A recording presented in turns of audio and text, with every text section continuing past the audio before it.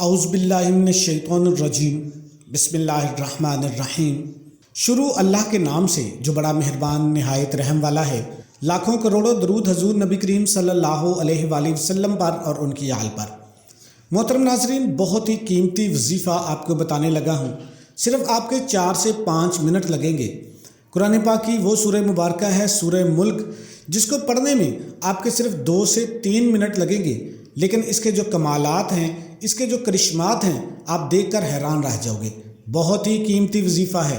آپ امیر نہیں، امیر ترین بن جاؤ گے۔ آپ کے گھر میں اتنی دولت آنا شروع ہو جائے گی، آپ کو پتہ ہی نہیں چلے گا کہ کہاں سے آ رہی ہے، کیسے کیسے ذریعے آ رہی ہیں، آپ کے علم میں نہیں ہوگا۔ یہ جو وظیفہ ہے، یہ جو صورت ہے، اس کے بارے میں بہت سی احادیث وارد ہوئی ہیں۔ آپ صلی اللہ علیہ وآلہ وسلم نے فرمایا ہے کہ آپ کو دنیا میں بھی فائدہ ہوگا، آخرت میں بھی فائدہ ہوگا۔ آخرت میں وہ فائدہ یہ ہوگا کہ ہر مسلمان کی یہی خواہش ہوتی ہے، یہی پریشانی ہوتی ہے کہ وہ مرنے کے بعد قبر کے عذاب سے بچ جائے، قیامت والے دن اللہ کے عذاب سے بچ جائے اور جنت کو حاصل کر لے۔ یہی بڑی کامیابی ہے۔ اس صورت کو پڑھنے سے آپ کو انشاءاللہ آخرت میں بھی کامیابی ملے گی، دنیا میں بھی کامیابی ملے گی۔ حضرت عبداللہ بن عباس رضی اللہ تعالیٰ عنہ سے روایت ہے کہ رسول اکرم صلی اللہ علیہ وآلہ وسلم کے ایک صحابی نے ایک قبر پر خیمہ لگایا۔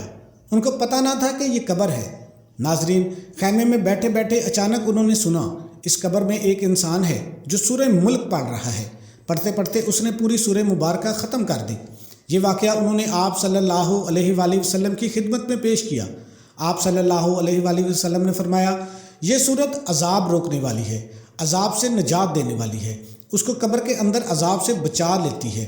یہ ناظرین، یہ جو سورہ ملک ہے، جو بندہ اس کا وظیفہ کر لے گا قبر کے عذاب سے بچ جائے گا۔ اس کے علاوہ اس کی دنیا بھی سنور جائے گی، جو دعا مانگے گا وہ قبول ہو جائے گی۔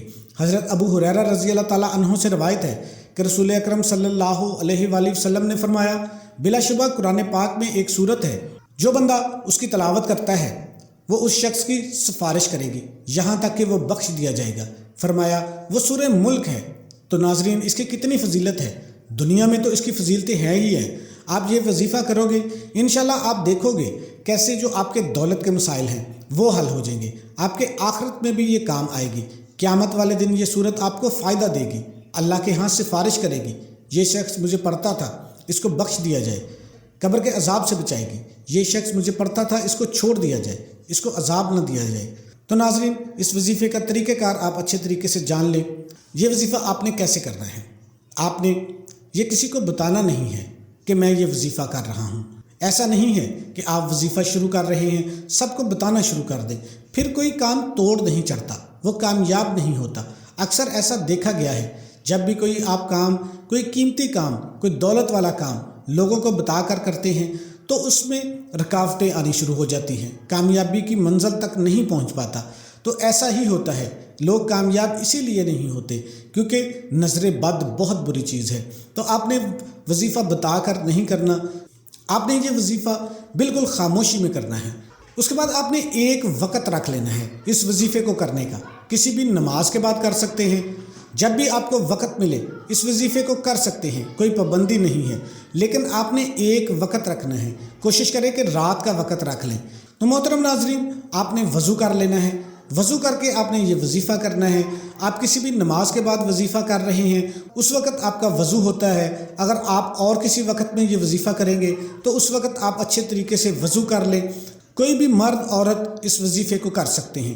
ایک بات کا آپ نے بہت زیادہ خیال رکھنا ہے، جہاں بھی آپ نے یہ عمل کرنا ہے وہاں پہ شور نہیں ہونا چاہیے۔ آپ وظیفہ کر رہے ہوں، اونچی اونچی آوازیں آ رہی ہیں، آپ کے کانوں میں آ رہی ہیں، گھر میں لوگ بول رہے ہیں، آپ کی توجہ بھٹک جائے گی، وظیفے میں خلل آ جائے گا۔ یہ بہت ہی قیمتی وظیفہ ہے، آپ کو پتہ نہیں ہے۔ جب کوئی بڑا کام کرتے ہیں یا کوئی بھی ایسا کام کرتے ہیں جس میں اللہ پاک سے مدد مانگی جاتی ہے، تو ذہنوں میں جب آوازیں آتی ہیں تو توجہ بھٹک جاتی ہے۔ وظیفے سے شیطان ہر وقت چاہتا ہے کہ انسان کے خیالات بھٹکتے رہیں۔ تو جب آپ کے کانوں میں آوازیں آئیں گی، آپ کے خیالات ادھر ادھر بھٹکیں گے تو اس کی وجہ سے آپ کی توجہ ہٹ جائے گی، آپ کا یقین کامل نہیں ہوگا، تو وظیفہ اثر نہیں کرے گا۔ آپ کا گھر چھوٹا ہے تو آپ نے اس وقت یہ عمل کرنا ہے کہ جب سب سو جائیں، آپ بھی بستر پر لیٹ کر اس وظیفے کو آپ نے کر لینا ہے۔ یہ باتیں اس لیے بتائی جاتی ہیں کیونکہ بہت ساری باتیں جو ہیں وہ لوگوں کے ذہنوں میں آ جاتی ہیں، وہ جب شک آ جاتا ہے تو پھر بھی وظیفہ اثر نہیں کرتا، اس لیے یہ باتیں آپ کو بتا دی گئی ہیں۔ سب سے پہلے آپ نے افضل ذکر لا الہ الا اللہ، لا الہ الا اللہ، یہ وظیفہ آپ نے کرنا ہے۔ سب سے پہلے آپ نے افضل ذکر لا الہ الا اللہ، اس کو آپ نے کم از کم 3 منٹ تک لگاتار پڑھنا ہے، آنکھیں بند کر کے پڑھنا ہے، کیونکہ سب سے افضل ترین جو ذکر ہے وہ لا الہ الا اللہ کا ہے۔ لا الہ الا اللہ کے بارے میں حدیثوں میں آتا ہے کہ پوری کائنات ایک پلڑے میں رکھ دی جائے اور صرف یہ ایک کلمہ ایک کاغذ کے ٹکڑے کے اوپر لکھ دیں اور دوسرے پلڑے میں رکھ دیں، کلمے والا پلڑا بھاری ہوگا۔ یہ ایسا افضل ترین ذکر ہے۔ اس وقت آپ نے آنکھیں بند کر کے اپنے ذہن میں اپنا مقصد چلانا ہے اور افضل ذکر لا الہ الا اللہ، لا الہ الا اللہ، لا الہ الا اللہ، یہ پڑھنا شروع کر دینا ہے۔ ایک تو اس سے آپ کی آخرت بھی سنورے گی، دوسرا آپ کو اس وظیفے میں بھی اس کا فائدہ ہوگا، کیونکہ جب آپ لا الہ الا اللہ کی تسبیح کریں گے آپ کا ذہن جو ہے وہ یکسوئی آ جائے گی، اس وقت اس کے بعد آپ جب یہ وظیفہ کرو گے وہ بہت زیادہ اثر کرے گا۔ آپ نے لا الہ الا اللہ کی تسبیح کے بعد آپ نے اعوذ باللہ من الشیطان الرجیم بسم اللہ الرحمن الرحیم آپ نے 3 مرتبہ پڑھنا ہے، دونوں کو ملا کر پڑھا جائے گا تو 1 شمار کیا جائے گا، آپ نے 3 مرتبہ پڑھنا ہے۔ اس کے بعد آپ نے درود شریف پڑھ لینا ہے، اللہم صلی علی محمد وعلی آل محمد کما صلیت علی ابراہیم وعلی آل ابراہیم انک حمید مجید، اللہم بارک علی محمد وعلی آل محمد کما بارکت علی ابراہیم وعلی آل ابراہیم انک حمید مجید۔ آپ نے درود ابراہیمی کوشش کیا کریں، پڑھا کریں، جو نماز والا درود ہے، اگر نہیں تو آپ صلی اللہ علیہ وآلہ وسلم پڑھ سکتے ہیں۔ اس کے بعد آپ نے اللہ کا ایک صفاتی نام ہے یا غنیوں، یا غنیوں، یا غنیوں، اس کو 61 مرتبہ آپ نے پڑھنا ہے، 61 ٹائم آپ نے 61 ٹائم یا غنیوں پڑھنا ہے، کیونکہ اللہ پاک کی صفت ہے یا غنیوں۔ جو بندہ یا غنیوں کا ورد کرتا ہے اللہ پاک اس کو غنی کر دیتا ہے، آپ کو اتنی دولت ملے گی، آپ غنی ہو جائیں گے، سب مشکلات دور ہو جائیں گی۔ آپ کی جو پیسوں کی کمی ہے وہ اللہ کی ذات سب سے بلند و بالا ہے، اتنی دولت جو وہ انسان کو دیتی ہے وہ انسان بھی غنی ہو جاتا ہے، دوسروں میں تقسیم کرنا شروع ہو جاتا ہے، کیونکہ اللہ تعالیٰ کی ذات بہت بڑی ہے، وہ دینے والی ذات ہے، وہ وحدہ لا شریک ہے، پوری کائنات کا نظام میرے اللہ نے بنایا ہے، وہی بلند و بالا ہے۔ آپ نے 61 مرتبہ یا غنیوں پڑھنا ہے، یا غنیوں جب آپ نے 61 مرتبہ پڑھ لینا ہے، اس کے بعد آپ نے سورہ ملک کو پڑھنا ہے۔ یہ بالکل چھوٹی سی سورہ مبارکہ ہے، آپ کو زبانی اگر نہیں آتی تو آپ اس وقت چھوٹا سا قرآن پاک اپنے پاس رکھ لیں، آپ دیکھ کر پڑھ لیں، اگر نہیں تو موبائل پہ آپ پڑھ سکتے ہیں، آج کل موبائل میں بھی پورا کا پورا قرآن پاک مل جاتا ہے۔ تو آپ نے سورہ ملک کو کوشش کرنی ہے ٹھہر ٹھہر کر، تلفظ کا بہت زیادہ خیال رکھنا ہے، زیر اور زبر کا بہت زیادہ خیال رکھنا ہے، اپنے مقصد کو ذہن میں رکھتے ہوئے آپ نے سورہ ملک کو پڑھنا شروع کر دینا ہے۔ زیادہ سے زیادہ 2 سے 3 منٹ لگیں گے، آپ نے اچھے طریقے سے پڑھنا ہے۔ 30 آیتیں ہیں، 30 آیتیں ہیں، آپ کے صرف 4 منٹ لگیں گے۔ اللہ پاک آپ کو اتنی دولت سے نواز دیں گے، آپ کی ساری مشکلات حل ہو جائیں گی۔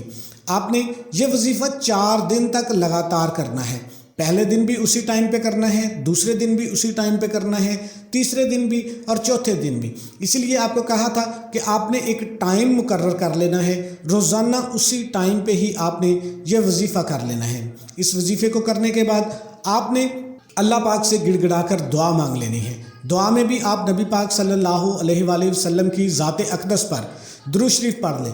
درود شریف پڑھنے کے بعد آپ اپنی حاجت اللہ کے حضور پیش کر دیں، کیونکہ جب درود شریف پڑھا جائے گا، یہ وظیفہ کرا جائے گا تو آپ کی جو دعا ہے وہ قبولیت کے درجے تک پہنچ جائے گی۔ جو بھی آپ نے مانگنا ہے وہ اللہ پاک سے مانگ لیں۔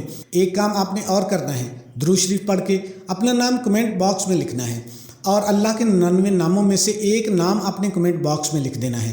ایک تو اس وظیفے کی آپ کو اس سے اجازت مل جائے گی، دوسرا درود شریف کی جو اسپیشل دعا ہے اس میں بھی آپ کے لیے دعا کی جائے گی۔ کتنا آسان سا کام ہے اپنے لیے دعا کروانے کا بھی اور وظیفے کی اجازت کا بھی۔ اللہ آپ کا حامی و ناصر ہو۔ السلام علیکم ورحمۃ اللہ۔